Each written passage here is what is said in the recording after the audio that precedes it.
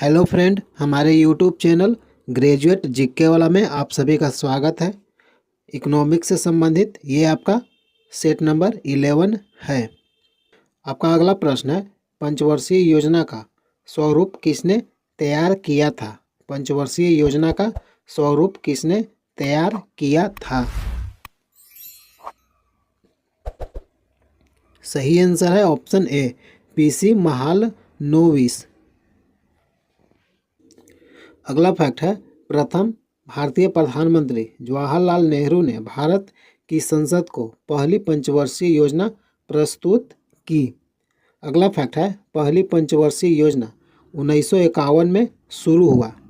अगला फैक्ट है, पहली पंचवर्षीय योजना कुछ संसाधनों के साथ हेरोल्ड डोमर मॉडल पर आधारित था। पहली पंचवर्षीय योजना हेरोल्ड डोमर मॉडल पर आधारित था। अगला फैक्ट है, महालनोबिस योजना प्रोफेसर प्रशांत चंद्र महालनोबिस द्वारा प्रस्तावित भारत की दूसरी पंचवर्षीय योजना 1956 से 1961। अगला फैक्ट है, तीसरी पंचवर्षीय योजना हेरोल्ड डोमर मॉडल पर आधारित थी। अगला फैक्ट है, पंचवर्षीय योजना की अवधारणा पूर्व सोवियत संघ के संविधान से लिया गया था। अगला प्रश्न है, कौन सा योजना काल दशक कृषि उत्पादन की दृष्टि से सबसे अधिक सफल माना जाता है? सही आंसर है ऑप्शन डी, 1980 का दशक। अगला प्रश्न है, विशेष आर्थिक जोन अधिनियम संसद द्वारा कब पारित किया गया? सही आंसर है ऑप्शन सी, 2005 ईस्वी में। अगला प्रश्न है, सामूहिक स्तर पर आर्थिक समस्याओं जैसी सारी अर्थव्यवस्था के कुल उपभोग, कुल रोजगार, राष्ट्रीय आय आदि का अध्ययन किसमें किया जाता है? सही आंसर है ऑप्शन ए, समष्टि अर्थशास्त्र में। अगला प्रश्न है, आय तथा रोजगार सिद्धांत किसे कहा जाता है? आय तथा रोजगार सिद्धांत किसे कहा जाता है? सही आंसर है ऑप्शन ए, समष्टि अर्थशास्त्र।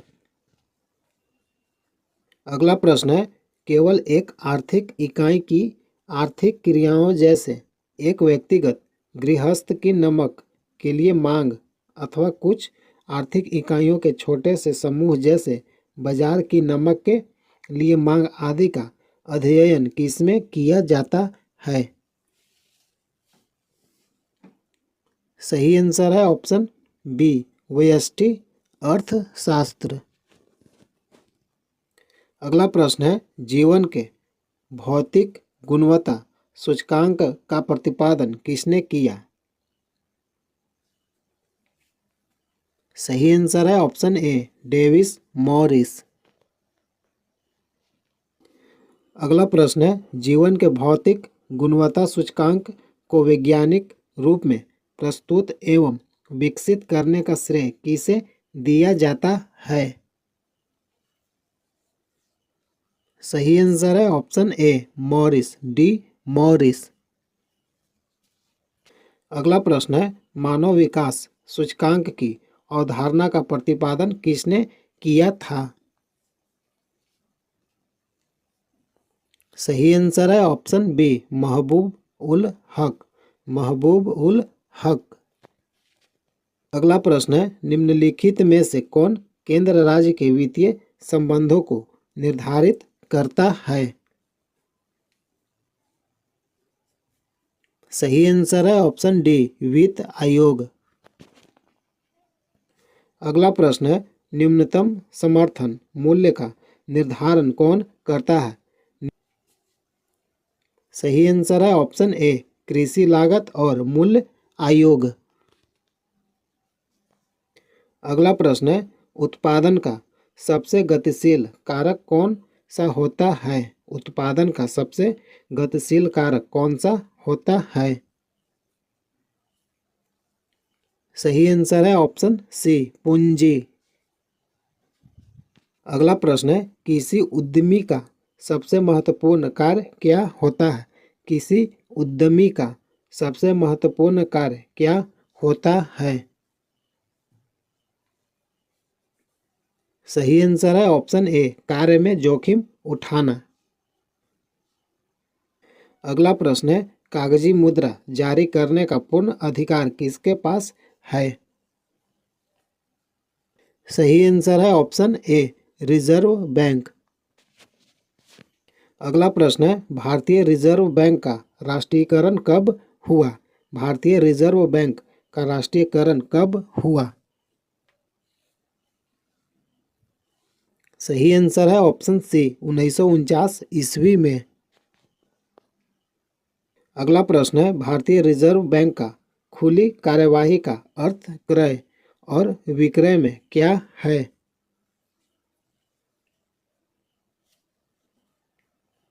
सही आंसर है ऑप्शन डी, सरकारी बॉन्डों का। अगला प्रश्न है, सस्ती मुद्रा का अर्थ क्या है? सस्ती मुद्रा का अर्थ क्या है? सही आंसर है ऑप्शन ए, कम ब्याज दर। अगला प्रश्न है, सरकार ऑर्थोपाय ऋण कहाँ से लेती है? सरकार ऑर्थोपाय ऋण कहाँ से लेती है? सही आंसर है ऑप्शन ए, आरबीआई से।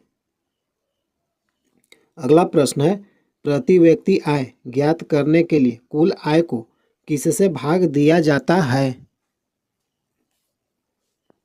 सही आंसर है ऑप्शन सी, राष्ट्रीय आय को जनसंख्या द्वारा विभाजित करने पर। अगला प्रश्न है, मुद्रा स्वयं मुद्रा का निर्माण करती है, यह कथन किसका है? सही आंसर है ऑप्शन सी, क्राउमर। अगला प्रश्न है, जिस मुद्रा में शीघ्र पलायन करने की प्रवृत्ति हो क्या कहलाती है? सही आंसर है ऑप्शन ए, गर्म मुद्रा। अगला प्रश्न है, हिंदू वृद्धि दर किससे संबंधित है? हिंदू वृद्धि दर किससे संबंधित है? सही आंसर है ऑप्शन सी, जीडीपी से। अगला प्रश्न है, भारत की राष्ट्रीय आय का प्रमुख स्रोत क्या है? भारत की राष्ट्रीय आय का प्रमुख स्रोत क्या है? सही आंसर है ऑप्शन ए, सेवा क्षेत्र। अगला प्रश्न है, भारत में राष्ट्रीय आय समकों का आकलन किसके द्वारा किया जाता है? सही आंसर है ऑप्शन डी, केंद्रीय सांख्यिकी संगठन। अगला प्रश्न है, वह भारतीय राज्य कौन सा है जिसका वित्तीय लेन देन भारतीय रिजर्व बैंक से नहीं होता है?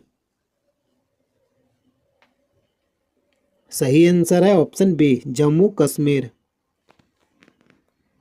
अगला प्रश्न है, भारत में सबसे पुराना स्टॉक एक्सचेंज क्या है? सही आंसर है option A, Bombay stock exchange. अगला प्रश्न है, अर्थव्यवस्था में मुद्रा के तुल्य और कीमत स्तर के बीच क्या संबंध होता है? अर्थव्यवस्था में मुद्रा के तुल्य और कीमत स्तर के बीच क्या संबंध होता है? सही आंसर है ऑप्शन बी, प्रतिकूल। अगला प्रश्न है, स्टैगफ्लेशन की स्थिति क्या होती है? सही आंसर है ऑप्शन सी, ऐसी स्थिति जिसमें अर्थव्यवस्था मुद्रास्फीति और बेरोजगारी की उच्च दर का सामना करती है। अगला प्रश्न है, आईएमएफ के नियमों के अनुसार हर सदस्य को अपनी वैध मुद्रा का समतुल्य अमेरिकी डॉलर के रूप में और अन्य किस मुद्रा में घोषित करना होता है? सही आंसर है ऑप्शन सी, पाउंड स्टर्लिंग के रूप में। अगला प्रश्न है, योजना आयोग का गठन कब हुआ? योजना आयोग का गठन कब हुआ? सही आंसर है ऑप्शन डी 1950 ईस्वी में। हेलो फ्रेंड, इकोनॉमिक्स से संबंधित प्रतिदिन मॉक टेस्ट वीडियो देखने के लिए चैनल को सब्सक्राइब कीजिए। जय हिंद, जय भारत।